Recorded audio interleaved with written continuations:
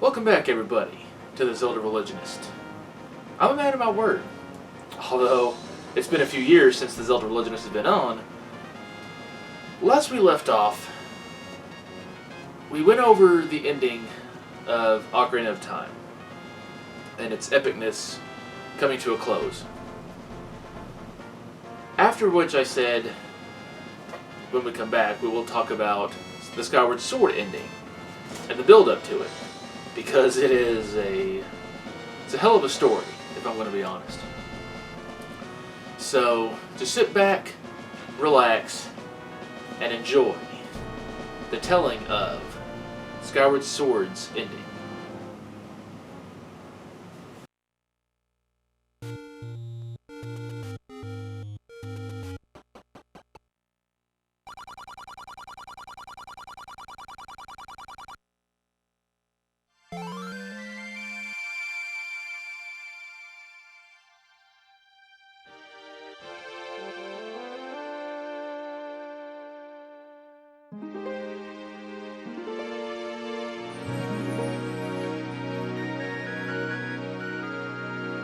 Hope you don't mind that quick little intro because I no longer had the video file for the previous intro. But I want to fix that fairly soon. Not this episode, but the next episode. Yeah, there's going to be an intro. Trust me. So let's begin. You travel all through Skyward Sword's three main areas. You have the Foreign Woods, the Elden Mountains, and the Lanayru Desert. Now, you go through these three main areas 3 different times, and although I do agree it does get kind of repetitive, there are different areas you're going into when you get to these main 3 locations, and you're opening up new pathways and such. But you still have to travel through what you've already traveled to get to here, to these new areas. With each new area unlocks a new temple. You have about 2 temples in each main area, I believe. Or one main thing that happens when one of the times you go to these areas is you got to do what's known as the Trial of the Hero. And it's not a fun time. It is definitely not a fun time at all. I'm not here to talk about that. You already know what those are. But once you reach your journey's end, you find yourself back in Skyloft, your hometown. And unfortunately, once you get there at the end of the game, you got one more trial of the hero. Yeah, it kind of sucks. But once you complete this final trial, you are awarded a small gem, which is the missing eye to the bird statue that you can see throughout the whole time you're playing the game. Once you put this eye back in there, the statue turns around multiple times and it faces towards the Isle of the Goddess. A moment passes, the beak of the statue opens up, and it just shoots a cannonball right into the island, the base of the island. You stand there for a moment, just waiting to see what the heck is going to happen, because it wasn't very impressive, to be honest. It's just a little, and then falls to the land below. Then the ground starts crumbling and the rock starts breaking away from the bottom of the isle. And this big spiral tower comes barreling in from the bottom. And the bird statue shoots, I think 4 or 5 more cannonballs, but these cannonballs are special. They are claw shot targets for you to make your way to the spiral dungeon. And here we have the final dungeon of the game. You pretty much end where you began in a way. Although there's a lot more coming after this dungeon, don't get me wrong. Once you enter this dungeon, things take a turn. Not for the worse or not for the better really, but not in really any direction. You're introduced to a new style of dungeon, to say the least. Your map to this dungeon is presented to you right from the beginning, and it's in the form of a slide puzzle, which you actually get to maneuver the rooms around in this dungeon. And you have to make your own path to each piece of the Triforce. Yes, you actually get the Triforce in this game. Of course, this isn't the first Zelda game where you get the Triforce. You get it in Wind Waker, but then you're only getting one piece of the Triforce in that game. You get the full thing in Link to the Past, but you don't really get to like use it really, or like claim it as your own. You're mainly just using it to grant your wish to restore peace. And it's presented to you right at the end of the game after you defeat Ganon. This one, you actually get all 3 pieces of the Triforce, and I'm not gonna lie, first time playing the game, I panicked a little bit, because you go into the Silent Realm once again, where all the trials of the hero took place, and I kind of crapped my pants a little bit, because I did not want to do another trial to escape the Guardians to try to get the Triforce. I was able to relax, though, because once you go into the Silent Realm, the Triforce is right there. Or once you get all 3 pieces of the Triforce, you are taken into a scene where Link and Fi stand on the statue of the goddess, right where you stood with Zelda in the beginning of the game. And Link uses the Triforce to grant his wish, to bring an end to the imprisoned, who you fight 3 times in the span of this game, and 2 of which are very close together. Once Link makes his wish, the Isle of the Goddess breaks away and starts plummeting towards the ground. Once it gets beneath the clouds, you see the imprisoned just bringing up his ugly, toothy maw once again, but this time, when he looks up, the statue of the goddess that you are on is plummeting towards his head, and he gets crushed in his little pit that that the boss fights usually take place in. And if you notice, it matches up perfectly with that new dungeon, because that dungeon is a spiral, and this pit is a spiral up. So it fits perfectly like a puzzle piece, and the imprisoned just shatters, and he's finally done away with. And it's really interesting because he doesn't come back like Girahim has been planning to do this whole time. You fight Girahim multiple times in the game, and he's always claiming he's going to bring his demon lord back. And we just crushed him with an island. So I don't think he's going to be coming back from that this time. I'm pretty dang sure that we just killed him once and for all. Didn't seal him like we did the past 3 times. We simply crushed him, solving the problem altogether. Link jumps off at the statue. Well, he uses a sailcloth, of course. He's not going to jump and not use it, because he would just probably break his legs and die. After Link jumps down, he runs into the temple where Zelda has been awaiting for 100 years, because she sealed herself in the past, if you remember. And in the present day, the doors are sealed, and Link makes his way in. Impa opens the doors. Link makes his way into the room, and the orange giant crystal engulfing Zelda, which I actually just now thought of this. The crystal design actually looks very similar to the dark crystal shapes holding the maidens in the Four Sword Adventures on the GameCube. It kind of looks similar in shape. But anyway, getting back on track. Zelda breaks free from the crystal that she sealed herself in. They reunite, and I'm going to take this time to say I adore the Link and Zelda in Skyward Sword. They are my favorite because they actually have a relationship. Or they grew up from childhood, and they've just grown their friendship closer together. It never exactly shows that they have a romantic relationship, but you can see in their faces and their eyes that they deeply care for one another. And they will do just about anything for one another. And I love them because I want them to succeed in what they do. I want them to be together. They have to keep each other safe. And the moment that Zelda seals herself in the crystal, Link is just distraught, and you can see it in his face that he's just heartbroken by this. And it almost made me cry the first time I played the game, and it makes me sad every time. But they are finally reunited. The imprisoned is no longer crushed under a temple, crushed under a statue to be exact. Groose comes in. He's so happy that Zelda's safe because he also has a thing for her.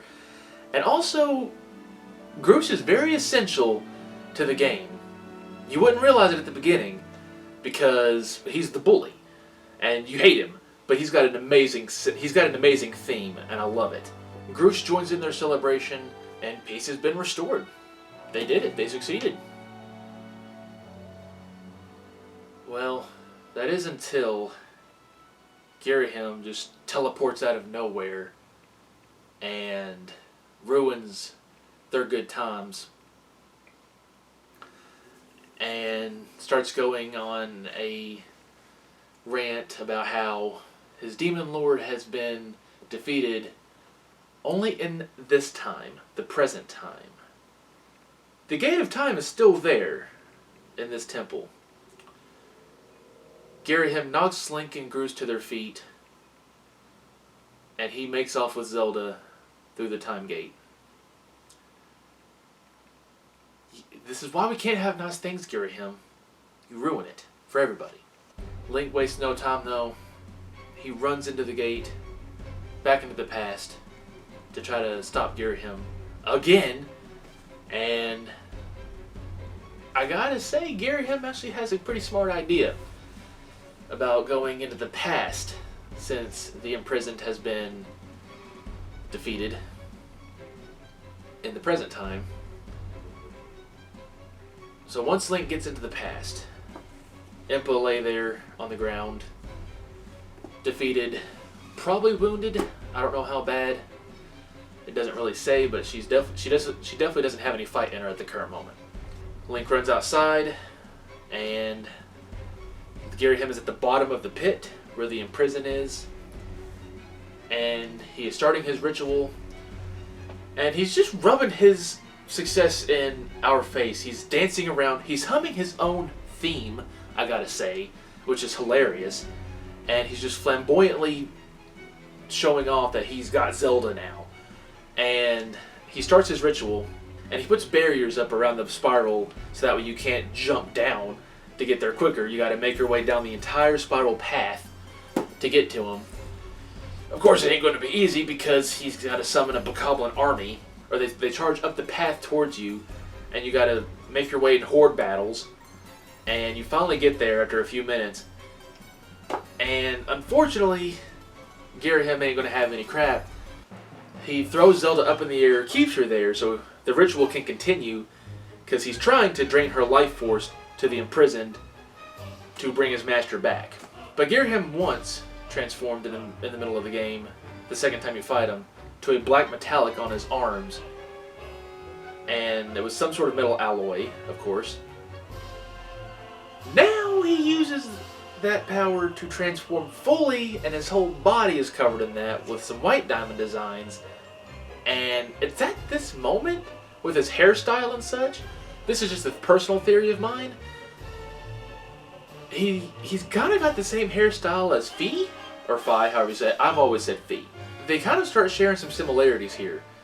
Girahim has a diamond in his chest, Fi has a diamond in her chest, they've got the same hairstyle, and it's at this moment Girahim pretty much calls himself a weapon, and you see a quick flash of a darkened Master Sword, which, as we know, Fi rests in your Master Sword, which is my main point of that theory, that they kind of share the same role in a way.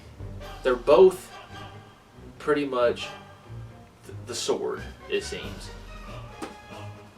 But Girahim starts whipping butt because he ain't fooling around no longer. He raises you up on red and yellow platforms made of a bunch of diamonds because he's got a very distinct fetish for diamond design. Once again, you fight him, and of course you win, because you always win against Girahim.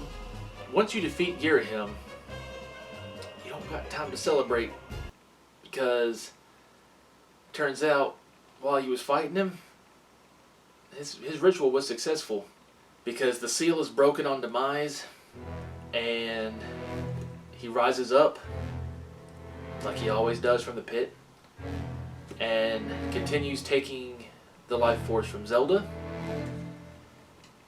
which he does, and she starts falling from the sky. But it's at this moment you start to worry. Link is at a point where he can't get to her in time. He starts worrying, of course, like we all do. I was jaw-dropped at this point. The bad guy got what he needed. And that almost never happens.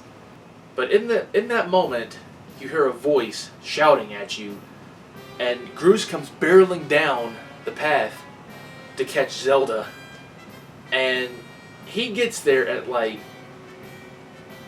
almost the last second, and he catches her. Well, he more breaks her fall, because I don't know, a smoke cloud pops up so you don't actually see him catch her, but he's on the ground with her on top of him, still unconscious when the dust cloud settles. So you can either say that he caught her, or he just dove onto the ground and she landed on him. Because he's a beefy guy. He'd be good padding. But once the camera gets back down to the bottom of the pit, Demise is standing there, full body resurrected.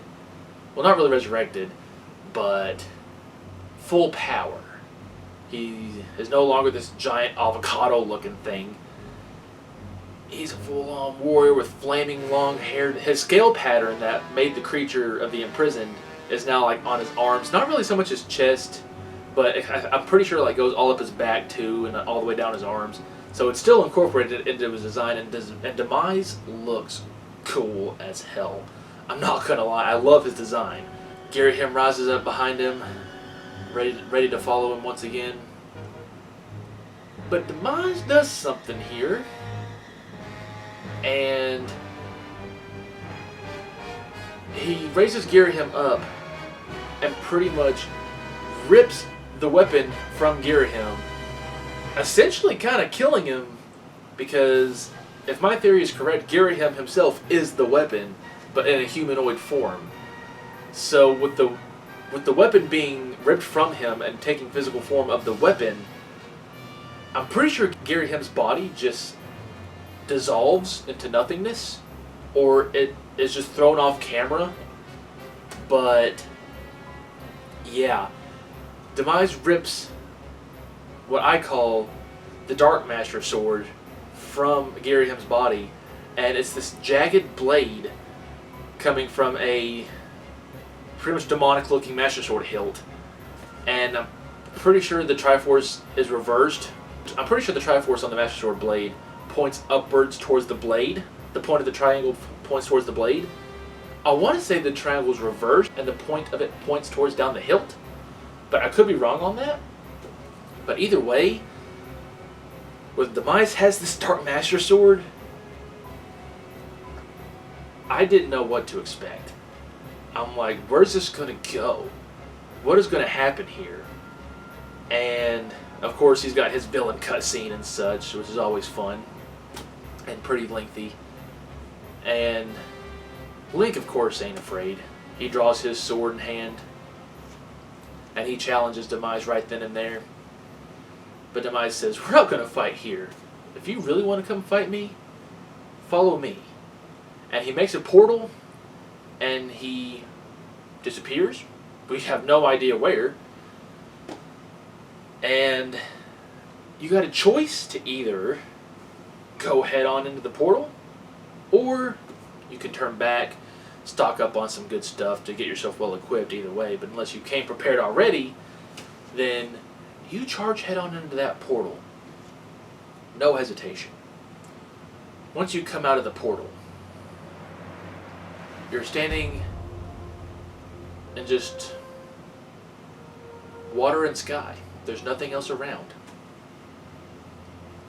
It's quiet. Demise takes his time to speak to you once again. After that, the fight for peace begins. You fight him sword to sword. It's a dang good fight. It really is. Demise doesn't hold back. Link doesn't hold back. It's up to you. As it always is, it is up to you to win this battle with Link. But at one point towards the end of the battle, a storm breaks out and lightning is striking the ground around you. And Demise holds his sword skyward and the lightning strikes it, and he swings bolts of lightning from his Dark Master Sword at you. Took me a while the first time I played to figure out you could do the same.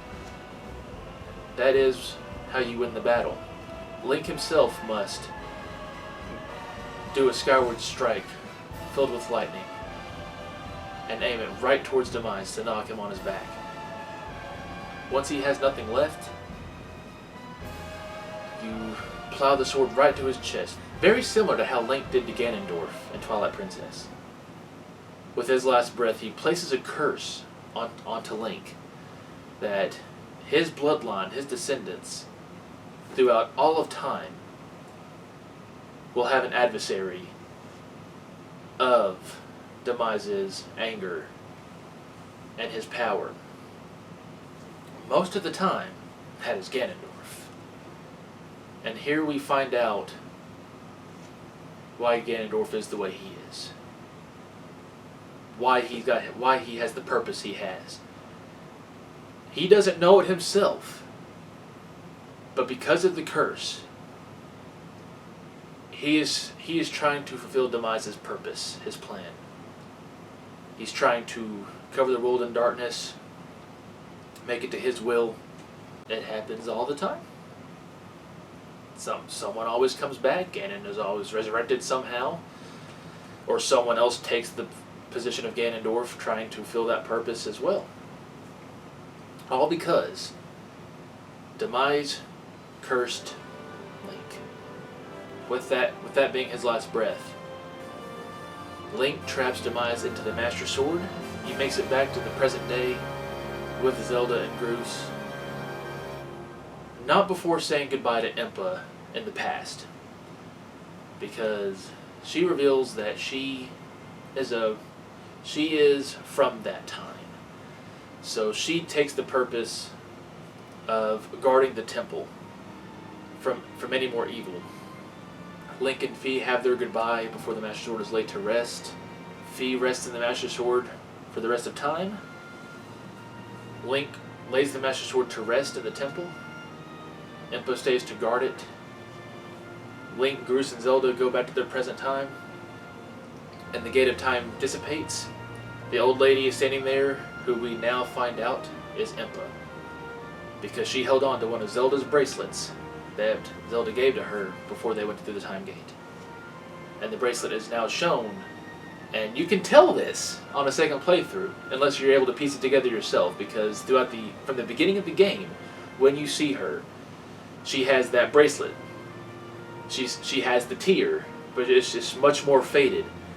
She's got the braid, but now it's braided as a pendulum that just swings back and forth.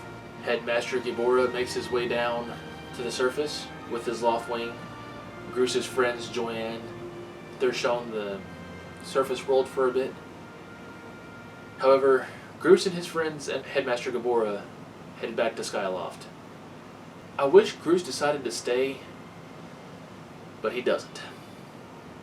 Link and Zelda, however, they decide to stay on the surface world. So we can only imagine that as time goes on, they find more people, they build a kingdom, and they name it Hyrule. We never get to see that part in the game, but that's my assumption, is that the Skyward Sword, Link, and Zelda founded the original kingdom of Hyrule. But, like I said, I don't know. We never get that confirmation. In game. That's the end of the game. And I love it. I like the game Skyward Sword as a whole. There are some parts that get a little bit repetitive as far as the exploration goes, going through where you only have access to 3 main areas. I always tell people that with Skyward Sword, play it through once to get to the ending. Because once you get to the ending, the game is just... it just gets insane. And it's so cool. I love the whole final showdown with Girahim and Demise taking the power from Zelda. Because, like I said, that usually never happens. That they're always able to stop the bad guy before they get the power of the Triforce or the Light or Zelda's Life Force or whatever. They're usually always able to prevent that for the most part.